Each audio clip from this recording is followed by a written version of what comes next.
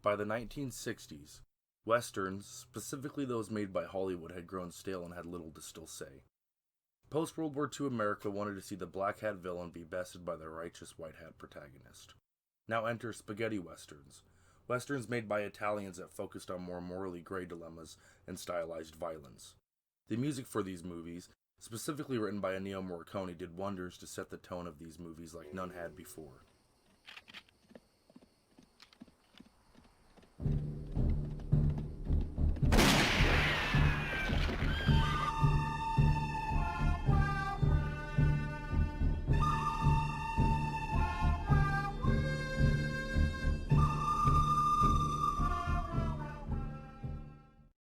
Sergio Leone was a master at his craft. He could take criminally small budgets and make movies better than anyone else at the time. With his good friend Ennio Morricone, he crafted some of the most memorable and legendary movies and sequences to date. There's a good reason why Leone, Morricone, and this movie are all so well regarded today. One of the things I love about Leone's movies is his understanding of show, don't tell. His movies don't have too much dialogue, but the dialogue it does have is very potent. You can say a lot more with posture or facial expression than you can with words. I've seen people point out the dubbing in this film as a negative, but I couldn't disagree more. The film isn't worse for it. It's a small thing that's easily forgotten about if you're as invested in the characters and story as I was.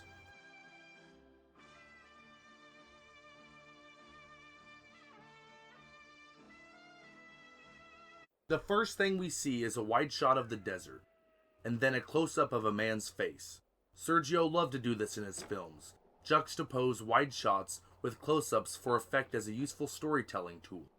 We can see two figures in the distance approach on horseback. We see close-ups of their faces, and then they dismount and walk to the man.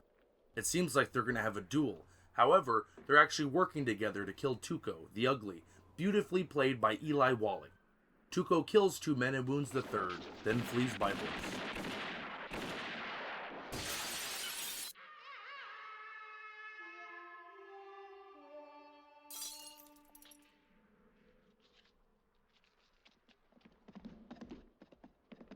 Next, we see the mercenary known as Angel Eyes, played by the great Lee Van Cleef. He arrives to a homestead and stands in the doorway for minutes. Angel Eyes is there to find information on a man known as Bill Carson.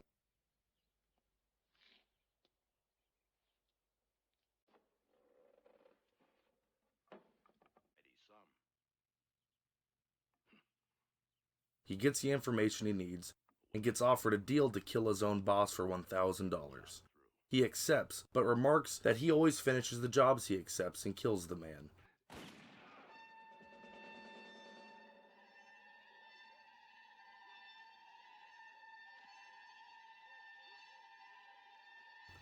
The man's son comes down the stairs and Angel Eyes kills him in self-defense.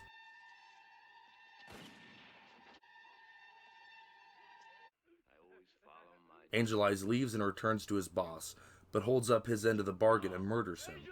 We learn that he is the bad.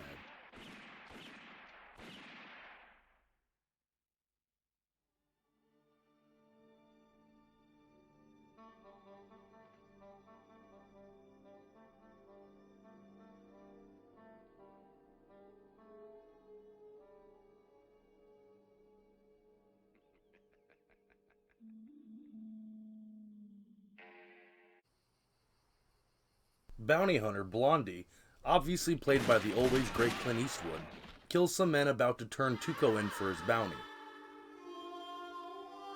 May God have mercy on his soul. Proceed. Blondie himself does it and shoots the rope. They go to the next town and do it again.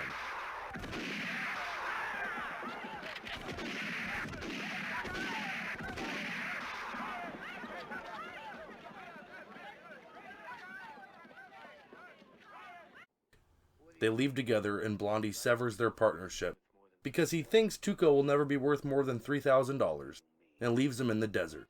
We learn that he is the good.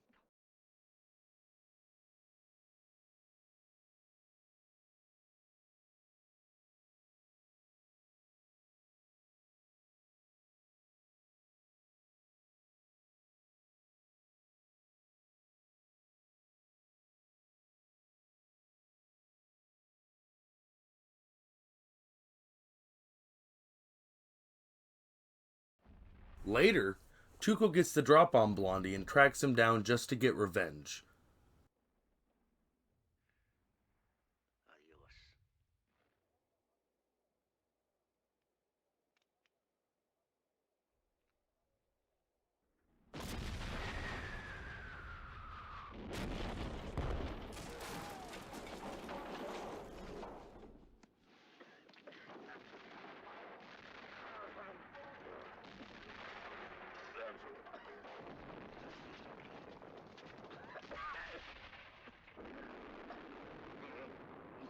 This is that Blondie is there next to a dead Carson. Blondie reveals to Tuco that Carson told him which grave has the money before he died.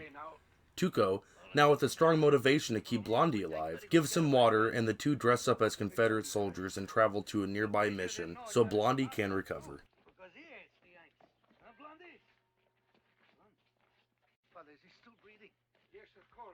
The two men leave in search of the gold only to be captured by Union soldiers. They are taken to the POW camp at Batterville.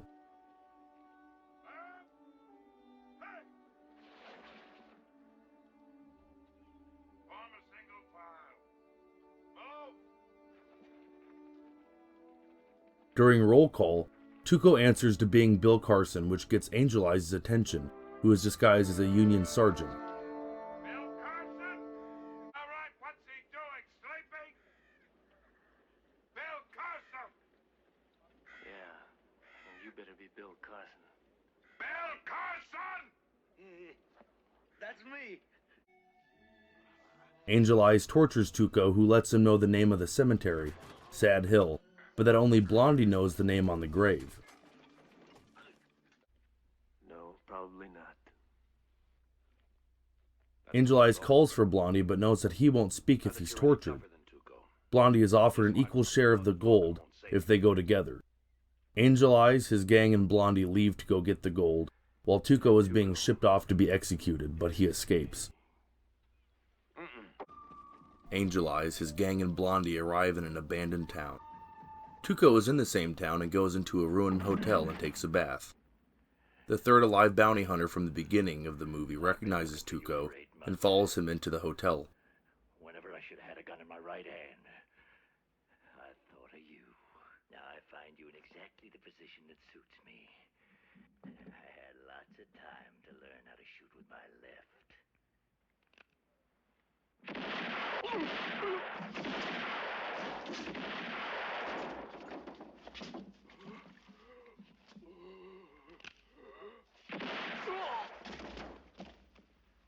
Tuco shoots and kills the man, but the gunfire catches Blondie's attention and he investigates.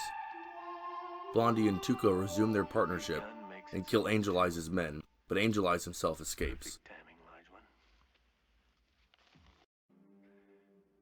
Were you gonna die alone?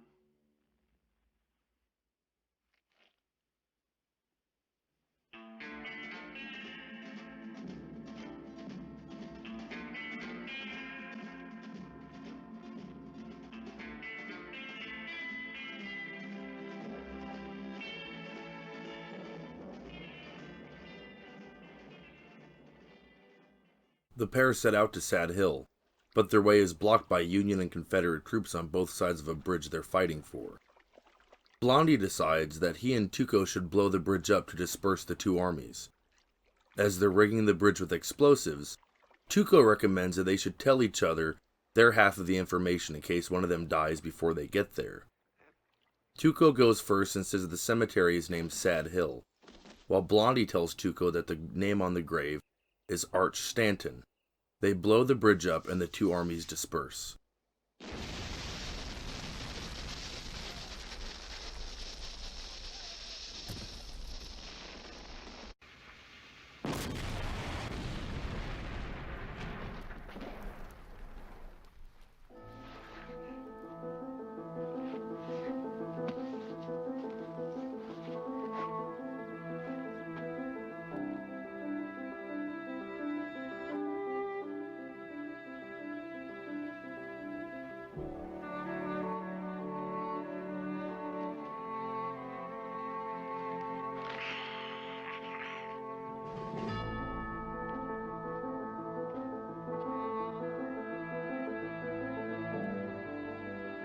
Tuco arrives at Sad Hill and frantically runs around looking for the gravesite. He finds Arch Stanton's grave and starts digging. Blondie catches him off guard and tells Tuco to dig at gunpoint.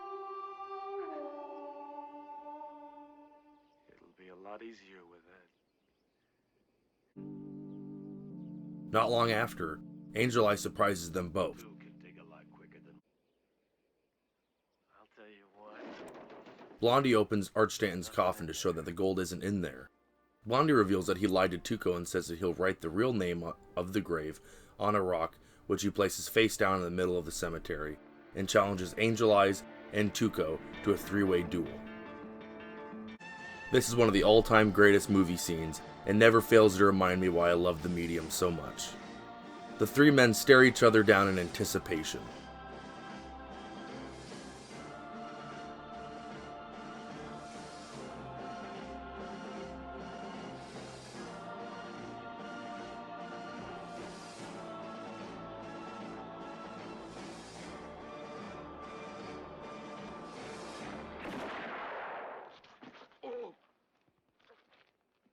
They draw their guns, and Blondie shoots and wounds Angel Eyes, only killing him when he reaches for his gun again.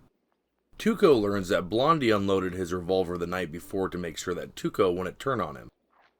Blondie shows him the correct grave that has no name on it.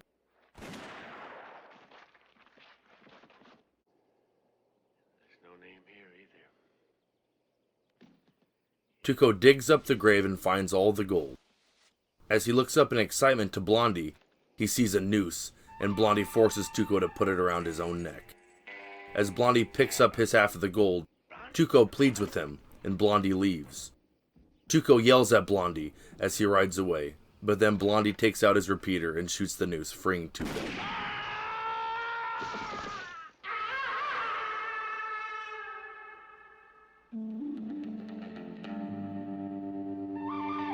I urge everyone to go watch this movie. It's one of my all-time favorites and one of the best films ever made. It's currently on Netflix in the US, and it's definitely worth 3 hours of your time. Not a second is wasted in this movie. I'm sorry the video is so long, but I wanted to describe this movie in detail. I'm planning on making more videos like this one, so if you like the video, please like and subscribe for more. I just made a Patreon, and if you would like to support my work, I'd urge you to give it a look. I'll see you next time.